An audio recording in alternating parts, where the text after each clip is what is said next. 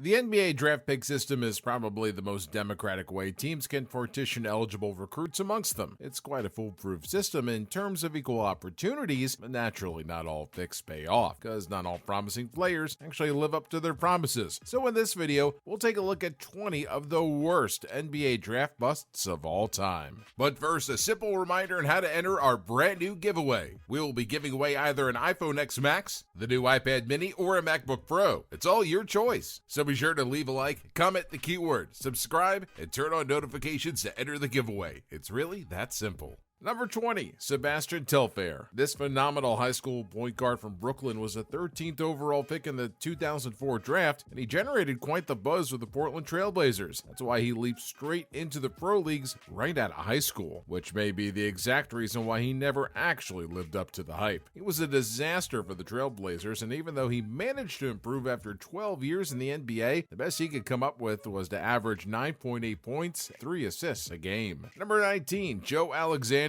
Drafted 8th overall in 2008 by the Bucks, Alexander started a whopping total of 0 games that year and averaged 4.7 points, 1.9 rebounds, and 0.7 assists per game. These are not the stats you'd expect from a number 8 pick, but people thought, hey, maybe he just wasn't with the right team. So the next season, Alexander was with the Bulls, and things could not have gone worse. He averaged half a point, 0.6 rebounds, and 0.3 assists per game during the 8 games in which he actually played. Number 18, Jay Williams. Well, the most painful thing for those who rooted for this 2002 second overall pick was that he could have been really great for the Bulls. He even posted a triple-double during his rookie season, but the Duke Blue Devil ace ended up losing it all when he crashed his bike in 2003. He never made it back to the league, which, of course, was a total buzzkill for Chicago. Number 17, Bill McGill. Well, here's another buzzkill for Chicago, although back in 1962, the Windy City's franchise was still called the Chicago Zephyrs. Well, they had their first pick that year, and so they got the almost 7-foot University of Utah star Bill McGill. Unfortunately, he only lasted 3 seasons in the league before admitting that he just wasn't NBA material. He had an average of 10.5 points and 4.4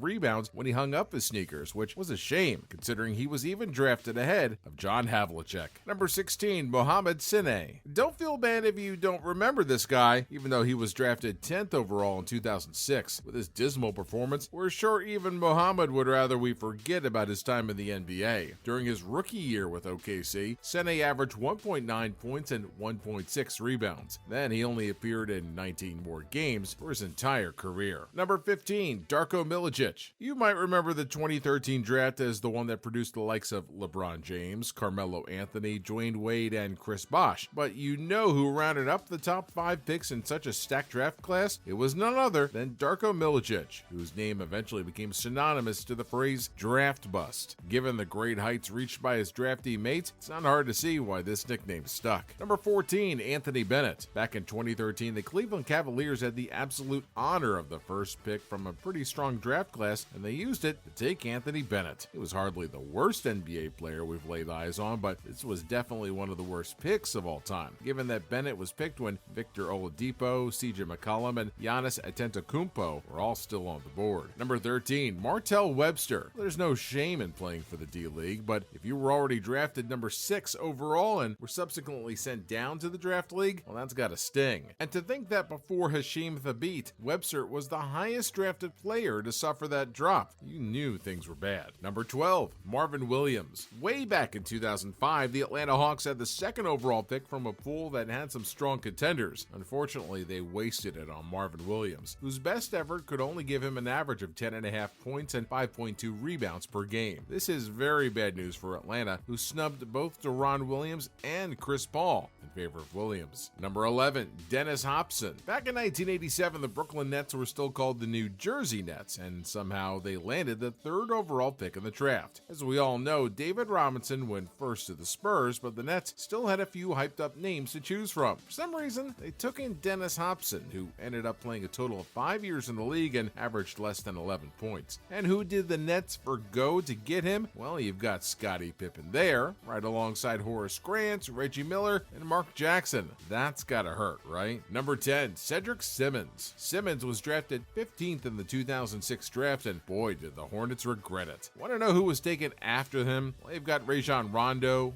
Kyle Lowry, and Paul Millsap. Simmons was so bad that he was eventually traded over to OKC during his rookie season. He played a total for 5 years before he was sent down to the D-League. Yikes. Number 9, Hasheem Thabeet. The Grizzlies had the second overall pick in the 2009 draft, and they could have gotten James Harden, Stephen Curry, and DeMar DeRozan. Instead, they got center Hasheem Thabeet, who ended up bouncing around for a while before being sent down to the D-League. Number 8, Nikoloz Skidishvili. The Denver Nuggets were not having a wonderful time in the early 2000s. For the longest time, they were considered one of the cellar dwellers, and they had the opportunity to change things when they got the 5th overall pick in the 2002 draft. Right in front of them were the likes of Amari Stoudemire, Caron Butler, Tayshaun Prince, and John Salmons, but they got Nikoloz Skidishvili, and this guy ended his career after just 4 seasons, averaging 2.9 points per game in 11 minutes. Number 7, Joe Smith. But what about the Golden State Warriors squandering their first overall pick in the 95 draft by getting Joe Smith? Well, to be fair, Smith was not that bad. He actually averaged 17 points and 8.2 rebounds per game before he was traded away. The only problem is that the Warriors completely snubbed Rasheed Wallace, Kevin Garnett, and Damon Stoudemire for this pick. Youch. Number 6, Kwame Brown. One of the biggest moles in Michael Jordan's legacy of being a big thinker was getting Kwame Brown for his Washington Wizards when they got the number 1 pick in 2001. Sadly, Brown never exploded to be the kind of player MJ thought he would be, only averaging 6.6 points and 5.5 rebounds per game in his 12-year career. He literally could have gone with Tyson Chandler, Paul Gasol, Shane Battier, Joe Johnson, or even Tony Parker. Can you imagine how good it could have been if he had chosen any other guy but Kwame? Number 5, Darius Miles. To keep the ball rolling about the times Michael Jordan was wrong about someone, next up is Darius Miles. MJ compared the guy to Kevin Garnett and said he would have used the number 1 pick to absorb Miles out of high school. Well, Miles and Garnett did look very much alike in terms of their physique, but that's practically where all the resemblance ended. KG was one heck of a player and one heck of a man, where Miles possessed a questionable work ethic and an unlikable attitude that caused him to bounce around 4 teams in just 8 seasons. Number 4, Michael Olowokandi. In hindsight, it's kind of crazy to think someone else was drafted before Paul Pierce, Dirk Nowitzki, and Vince Carter, but that's exactly what happened in 1998 when the Los Angeles Clippers picked Olowokandi instead. The guy never averaged more than 13 points a game during a single season and closed his career with a measly 8.3 points and 6.8 rebounds a game. Meanwhile, his contemporaries started dazzling in their rookie years. Number 3, Greg Oden. The 2007 NBA draft was very special. Ohio State's 7-footer Greg Oden was up against Texas's sleek Kevin Durant for the first pick of the draft. The Portland Trail Blazers had the honor of choosing which one to take, and they got Oden. This was not per se a terrible decision since Greg averaged 15.7 points, 9.6 rebounds, and 3.5 blocks a game in his rookie season, but Oden ended up missing the 2007 and 2008 seasons due to surgery on his knee. He tried hard to recover, but it just got harder and harder to justify picking him over Durant year after year. Number 2, LaRue Martin. And it seems like the Blazers really got their fair share of draft busts in the last century. They took LaRue Martin in the 72 draft, which is considered one of the worst first picks in history. His 6'11" height strung us along, making us believe he would amount to something amazing. After all, he was taken ahead of Bob McAdoo and Julius Erving, but Martin never quite adjusted to NBA level play and was out the door after just 4 seasons, bringing with him an average of 5.3 points, 4.5 rebounds, and 14 minutes playtime per game. And number 1, Sam Bowie. Looking at the statistics, Bowie's average of 10.9 points, 7.5 rebounds, and nearly 2 blocks a game was not bad, but it's pretty hard to shake off the fact that they did not draft Michael Jordan, Charles Barkley, or John Stockton instead. To add insult to injury, Bowie broke his left leg in 1986 and broke his right in 1986. That was followed by a fractured tibia during the next preseason, which meant he had to miss the entire 1987 to 88 season. Talk about misfortune, huh? And that wraps up our list of the 20 worst NBA draft picks in history. Thanks for watching.